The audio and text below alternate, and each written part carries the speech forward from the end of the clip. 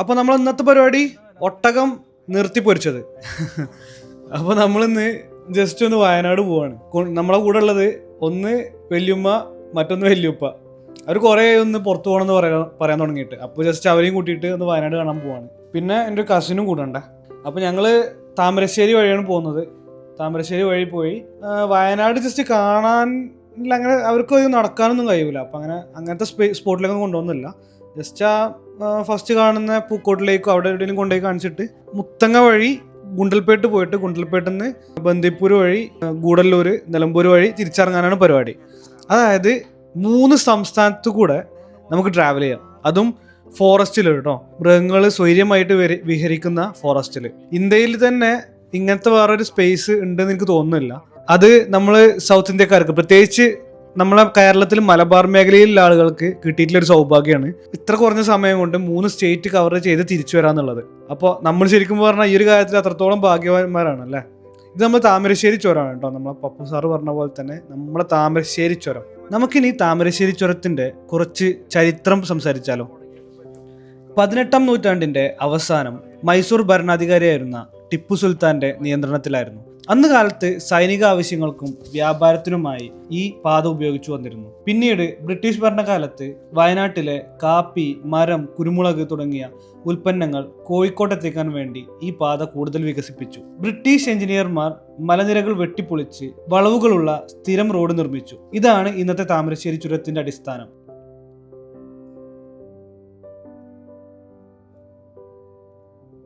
അപ്പോൾ ചുരത്തിൽ ഇൻബെറ്റീവ് ഞങ്ങൾ സ്റ്റോപ്പ് എടുത്തതാണ്. കാരണം കൂടുതൽ നേരം വളവും തിരിഞ്ഞ് പോയി കഴിഞ്ഞാൽ ഇവർക്ക് ചെറിയ തലകറക്കം പോലെ ഉണ്ടാവും. അതുകൊണ്ട് ജസ്റ്റ് വണ്ടി നിർത്തിയതാണ്. ഈ കാണുന്നതാണ് മർക്കസ് നോളജ് സിറ്റി. ഈ മലബാർ ഏരിയയിൽ ഭയങ്കര പേര് കേട്ടിട്ടുള്ള ഒരു വിദ്യാഭ്യാസ സ്ഥാപനമാണത്.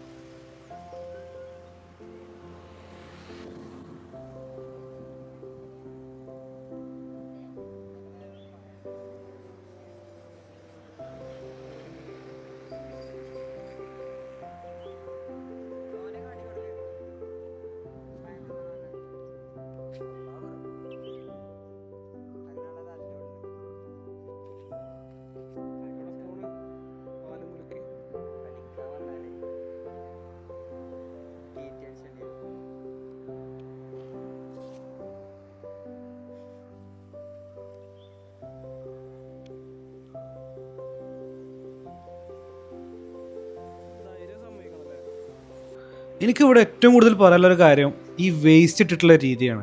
ഇതൊക്കെ ഏകദേശം ടൂറിസ്റ്റ് ലൊക്കേഷനാണ്. ഇനി ടൂറിസ്റ്റ് ലൊക്കേഷനും എന്തോ ആയിക്കോട്ടെ, നമ്മളെ നാടാണ്. ഇപ്പോൾ ഈ സൈഡ് ഭാഗത്തു കൂടെ ഒക്കെ വേസ്റ്റ് ഇട്ട് നോക്കി നിങ്ങൾ, താഴത്തു കൂടെ ഫുള്ള് വേസ്റ്റാണ്. എത്രയാ അതൊക്കെ വേസ്റ്റ് ഇട്ടിട്ടുള്ളത്. കുറച്ച് ബുദ്ധി ഉണ്ടെന്നുണ്ടെങ്കിൽ ആളുകൾ ഇങ്ങനെ ചെയ്യും. അത്രത്തോളം മോശമായിട്ടുള്ള പ്രവൃത്തിയാണ് നമ്മൾ ആളുകളൊക്കെ ചെയ്തു കൂട്ടുന്നത്. ഈ പറയുന്ന ആരെങ്കിലും സ്വന്തം വീട്ടിൽ കൊണ്ടുപോയിട്ട് ഇങ്ങനെ വേസ്റ്റ് ഇടാൻ സമ്മതിക്കുമോ? ശരിക്കും നമ്മുടെ നാടിനെയും വീടിനെയും ഒക്കെ ഒരേപോലെ കാണാത്തോണ്ടുള്ള പ്രശ്നമാണത്. അപ്പോൾ വയനാട് എത്തി ഞാൻ അവരെ പൂക്കോട് തടാകത്തിൽ ഇറക്കി കൊടുത്തു. എനിക്ക് അവിടെ പോകാനും താല്പര്യം ഉണ്ടായിരുന്നില്ല. അത് ഞാൻ ഒരുപാട് പ്രാവശ്യം മുന്നേ പോയിട്ടുള്ളതാണ്. ഞാൻ അവരുടെ സന്തോഷത്തിന് വേണ്ടി മാത്രം വന്നതാണ് ശരിക്കും വയനാട്. അപ്പോൾ ഞാൻ അവരെ ഇറക്കി ജസ്റ്റ് ഒന്നുകൂടി മാറുന്നതാണ്. ഇവിടെ വണ്ടിയെല്ലാം പാർക്ക് ചെയ്ത് ജസ്റ്റ് ഒന്ന് പുറത്തിറങ്ങി. നല്ല തണുപ്പുണ്ട് കേട്ടോ, അത്യാവശ്യം നല്ല രീതിയിൽ തണുപ്പുണ്ട്. അപ്പോൾ ജസ്റ്റ് ഒന്ന് തണുപ്പൊക്കെ കൊള്ളാൻ വേണ്ടി ഒന്ന് പുറത്തിറങ്ങിയതാണ്.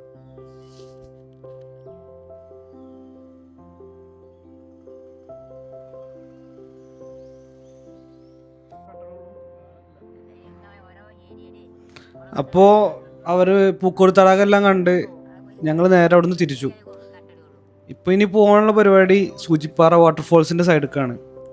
അല്ലാതെ പ്രത്യേകിച്ച് ഇവിടെ ഒന്നും അങ്ങനെ പോകാൻ പറ്റിയ സ്ഥലങ്ങളില്ല. ഉണ്ട്, പക്ഷേ ബെയർ ഫൂട്ടായിട്ടും പിന്നെ അവർക്ക് അങ്ങനെ പുറത്തിറങ്ങണ്ടെന്നാണ് പറഞ്ഞത്. ജസ്റ്റ് ട്രാവൽ ചെയ്താൽ മതി എന്നുള്ള രീതിയിൽ പറഞ്ഞുകൊണ്ടാണ് ഞാൻ ഇങ്ങനെ പോകുന്നത് കേട്ടോ. ഒരുപാട് സ്ഥലങ്ങളെല്ലാം കാണിക്കലുണ്ട്, പക്ഷേ അവർക്ക് അങ്ങനെ കാണണ്ട, ജസ്റ്റ് വയനാട് കണ്ട് ഇങ്ങനെ കറങ്ങി പോന്നാൽ മതി എന്ന് പറഞ്ഞു. അപ്പോൾ അതുകൊണ്ടുള്ളൊരു പ്ലാനാണ് ഇങ്ങനെ. അല്ലെങ്കിൽ കുറച്ചുകൂടി നന്നായി പ്ലാൻ ചെയ്തെല്ലാം വരായിരുന്നു.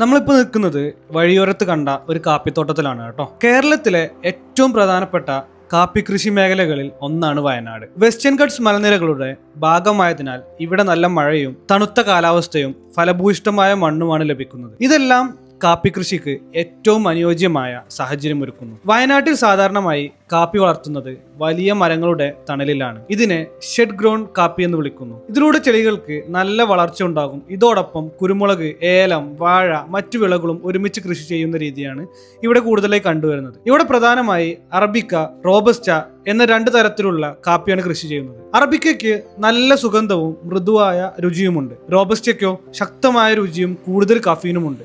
കാലാവസ്ഥയും മണ്ണും ഗുണനിലവാരവും ഈ കാപ്പിയുടെ രുചിയെ നേരിട്ട് ബാധിക്കുന്നു. കാപ്പി വിളവെടുത്തതിനു ശേഷം അതിനെ പ്രോസസ് ചെയ്ത് ഉണക്കി പാക്ക് ചെയ്താണ് വിപണിയിലേക്ക് അയക്കുന്നത്. വയനാട്ടിലെ പല കുടുംബങ്ങൾക്കും കാപ്പി കൃഷിയാണ് പ്രധാന വരുമാന മാർഗം. അപ്പോൾ നമ്മളിപ്പോൾ കേട്ടത് വയനാടൻ കാപ്പി കൃഷിയെ പറ്റിയിട്ടുള്ള ഒരു ഷോർട്ട് സ്റ്റോറിയാണ് കേട്ടോ.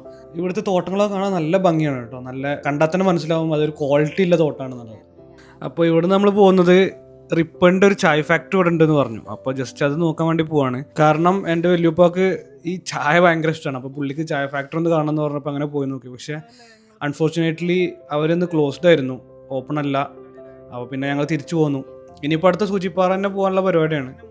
പോകുന്ന വഴിയൊക്കെ റോഡുകളൊക്കെ അത്യാവശ്യം നല്ല രീതിയിൽ മോശമായിട്ടാണുള്ളത്. എനിക്ക് തോന്നുന്നത് നമ്മളെ കേരള സർക്കാർ വയനാടിൻ്റെ ടൂറിസ്റ്റ് അട്രാക്ഷൻ ഒന്നുകൂടെ വർദ്ധിപ്പിക്കാൻ വേണ്ടിയിട്ടുള്ള എല്ലാ പരിപാടികളും ചെയ്യുന്നുണ്ട്. നല്ല കാര്യമാണ്. ഇങ്ങനെ തന്നെയാണ് നമ്മളെ നാട് വളരുന്നത് കേട്ടോ. അപ്പോൾ റോഡെല്ലാം പണിയെടുക്കുന്നതുകൊണ്ട് തന്നെ ഇപ്പം മോശമായിട്ടാണുള്ളത്. പിന്നെ ഞങ്ങൾ പോകുന്ന വഴിക്ക് ഞാൻ ശ്രദ്ധിച്ചത്, പോകുന്ന വഴിക്കല്ല, ഞാൻ നാട് മൊത്തം കാണുന്നൊരു സംഭവമാണ് നമ്മുടെ നാട്ടിലെ മാവുകൾ മൊത്തം പൂത്ത് കിടക്കുന്നത്. അപ്പോൾ അതിൻ്റെ റീസൺ എന്താണെന്ന് ഇതിൻ്റെ ഒരു എക്സ്പേർട്ടിനോട് ഞാൻ ചോദിച്ച സമയത്ത് പുള്ളി പറഞ്ഞത് പ്രോപ്പർ ക്ലൈമറ്റ് ചേഞ്ച് ആണ് ഇതിൻ്റെ റീസൺ എന്നാണ്. ക്ലൈമറ്റ് ചേഞ്ച് എന്ന് പറയുമ്പോൾ നമുക്ക് തോന്നും ഇത്ര മാവ് ഉണ്ടാകുന്നത് മാങ്ങ ഉണ്ടാകുന്നത് നല്ലതല്ലേ എന്നുള്ളത്. പക്ഷെ അതുകൊണ്ട് പല ദൂഷ്യഫലങ്ങളുണ്ട്. ഒരിക്കലും അങ്ങനെ ഉണ്ടായിക്കഴിഞ്ഞാൽ ബെനിഫിറ്റ് അല്ല, ബെനിഫിറ്റിലും അധികം ദൂഷ്യഫലങ്ങളാണുള്ളത്. കാരണം ഇത് മാവിന് ഇങ്ങനെ എഫക്റ്റ് ചെയ്തു, പക്ഷെ ഇത് മറ്റൊരു ക്രോപ്പിന് വേറെ രീതിയിലായിരിക്കും എഫക്റ്റ് ചെയ്യുക. മാത്രമല്ല ഇത് കർഷകർക്കൊക്കെ ഈ ക്ലൈമറ്റ് ചേഞ്ച് ചെയ്യുക എന്ന് പറയുമ്പോൾ അവരുടെ കൾട്ടിവേഷൻ സൈക്കിളാണ് അവർക്കൊക്കെ. ആ സൈക്കിള് തെറ്റിപ്പോവും. പ്രോപ്പറായിട്ട് അവർ വിചാരിക്കുന്ന പോലത്തെ വില കിട്ടൂല. അങ്ങനത്തെ പല ഇഷ്യൂസും വരും. അത് നമ്മുടെ നാട്ടിലെ കൃഷിയെ തന്നെ വളരെ മോശമായിട്ടുള്ള രീതിയിലാണ് ഇത് ബാധിക്കുക. അപ്പോൾ ഒരിക്കലും ഇത്രത്തോളം മാവ് പൂത്ത് കണ്ടിട്ട് ആരും സന്തോഷിക്കരുത്. ഇതൊക്കെ നമുക്ക് പ്രകൃതി തരുന്ന ഓരോ വാർണിങ്സാണ്. അപ്പോൾ അങ്ങനെ നമ്മൾ മുത്തങ്ങ ഫോറസ്റ്റ് ഏരിയയിലേക്ക് കയറിയിട്ടുണ്ട്. നമ്മൾ സൂചിപ്പാറ പോയി, പക്ഷേ അൺഫോർച്ചുനേറ്റ്ലി സൂചിപ്പാറയും ക്ലോസ്ഡ് ആയിരുന്നു. അവിടെ ഏകദേശം 2 മാസത്തോളം റിനോവേഷൻ വർക്ക് നടക്കാമെന്നാണ് പറഞ്ഞത്. അപ്പോൾ ഈ ഒരു റൂട്ട് എന്ന് പറഞ്ഞാൽ മോസ്റ്റ് ബ്യൂട്ടിഫുൾ ആയിട്ടുള്ള റൂട്ടാണ്.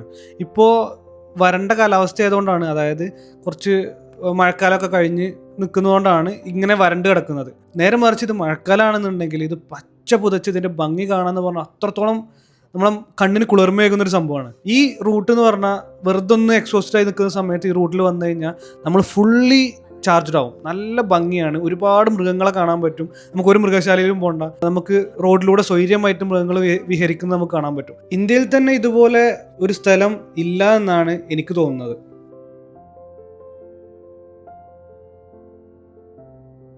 ഫോറസ്റ്റ് കഴിഞ്ഞ് കഴിഞ്ഞാൽ നമുക്ക് കാണാൻ പറ്റുന്നത് നോക്കത്താ ദൂരത്തോളമുള്ള കൃഷിയിടങ്ങളാണ്. ഇവിടെ മെയിനായിട്ട് ഉള്ളി, ക്യാബേജ്, തക്കാളി, ഉരുളക്കിഴങ്ങ് ഇതുപോലുള്ള സംഭവങ്ങളാണ് ഇവിടെ മെയിനായിട്ട് ഈ ഗുണ്ടൽപേട്ട ഏരിയയിൽ കൃഷി ചെയ്യുന്നത്.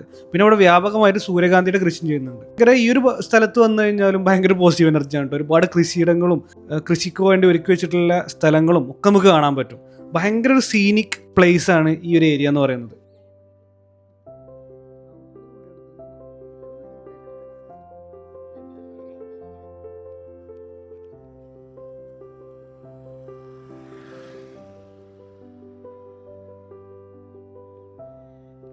അപ്പോൾ നമ്മൾ ഗുണ്ടൽപേട്ട് കൃഷിയിടങ്ങളൊക്കെ കണ്ട ശേഷം ഞങ്ങൾ നേരെ തിരിച്ചു കഴിഞ്ഞാൽ നമുക്ക് ഉള്ള റൂട്ട് ബന്ദിപ്പൂർ വഴി ആണ് പോകേണ്ടത്. അപ്പോൾ നമ്മൾ ഫോറസ്റ്റിലേക്ക് കയറിയ ഉടനെ തന്നെ കുറച്ച് മാനുകൾ സ്പോട്ട് ചെയ്യാൻ പറ്റിയിട്ടുണ്ട്. ഒരുപാട് മൃഗങ്ങളെ നമുക്ക് ഈ ഫോറസ്റ്റിൻ്റെ ഉള്ളിൽ നിന്ന് സ്പോട്ട് ചെയ്യാൻ പറ്റും കേട്ടോ. അത്രത്തോളം മൃഗങ്ങളുണ്ട്. നമ്മളെ മോസ്റ്റ് കോമൺ ആയിട്ട് മാന്, കാട്ടാന, കാട്ടുപോത്ത്, കരടി, പിന്നെ വളരെ ചുരുക്കമായിട്ട് ടൈഗർ, അതുപോലെ തന്നെ ഞാനൊരു പ്രാവശ്യം വന്നപ്പോൾ വളരെ ചുരുക്കമായിട്ട് കാണുന്ന കലമാനെ കണ്ടിട്ടുണ്ട് ഒരു പ്രാവശ്യം. ഇപ്പോൾ നമ്മൾ എത്തിയിട്ടുള്ളത് കർണാടകൻ്റെ ഫോറസ്റ്റ് സഫാരി നടക്കുന്ന ഏരിയയിലാണ്. ഇവിടെ നമുക്ക് ജീപ്പും അതുപോലെ തന്നെ ബസ്സൊക്കെ ഹയർ ചെയ്ത് പോകാൻ പറ്റും. ഇവിടെ ഒരുപാട് ലോഡ്ജുകളും വരുന്നുണ്ട്, ഫോറസ്റ്റ് ലോഡ്ജുകൾ. അത് നമുക്ക് അവരുടെ വെബ്സൈറ്റിൽ കയറി കഴിഞ്ഞാൽ നമുക്ക് അതും ആക്സസ് ചെയ്യാൻ പറ്റും. അതിൻ്റെ ലിങ്ക് ഞാൻ ഇതിൽ കൊടുക്കട്ടെ, നമുക്ക് അതിൽ ബുക്ക് ചെയ്യാൻ വേണ്ടിയിട്ടുള്ള. അപ്പോൾ ഈ ഒരു ഏരിയയും ഇതിൻ്റെ കാടിൻ്റെ നടുവിലൊരു ഗ്രാമം പോലെ നിൽക്കുന്നൊരു ഏരിയയാണ്. നല്ല ഭംഗിയാണ് ഇവിടെയാണ് കാണാൻ. ഏകദേശം ഈ ഭാഗത്തു നിന്നാണ് നമ്മുടെ കർണാടക സ്റ്റേറ്റ് തീരുന്നത്. അടുത്തത് നമ്മൾ തമിഴ്നാട്ടിലേക്കാണ് കടക്കാൻ പോവുക.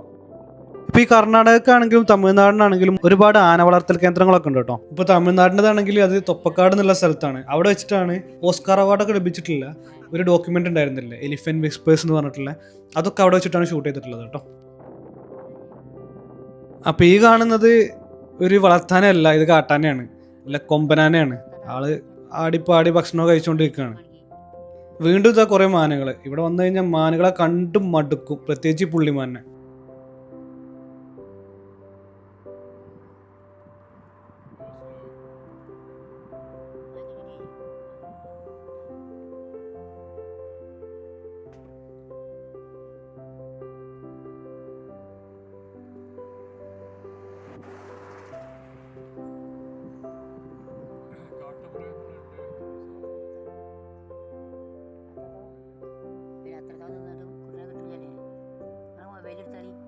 അപ്പം അങ്ങനെ കർണാടക സ്റ്റേറ്റ് നമ്മൾ തീർന്നിരിക്കുകയാണ്. ഇനി ഫോറസ്റ്റ് തന്നെയാണ്, പക്ഷേ തമിഴ്നാട് സ്റ്റേറ്റിലേക്ക് നമുക്ക് കടക്കാൻ പോകണം. ഇവിടെ ചെക്ക് പോസ്റ്റ് ഉണ്ട്, ഇവിടുന്ന് ടോൾ പിരിക്കും. അതിനുശേഷം ഈ പാലം കടന്നു കഴിഞ്ഞാൽ അവിടെ ഒരു ചെക്ക് പോസ്റ്റ് ഉണ്ട്. അപ്പോൾ അതെല്ലാം കഴിഞ്ഞ് നമ്മൾ വരുന്ന വഴിക്ക് വീണ്ടും കണ്ടത് കാട്ടുപോത്തിനെയാണ്.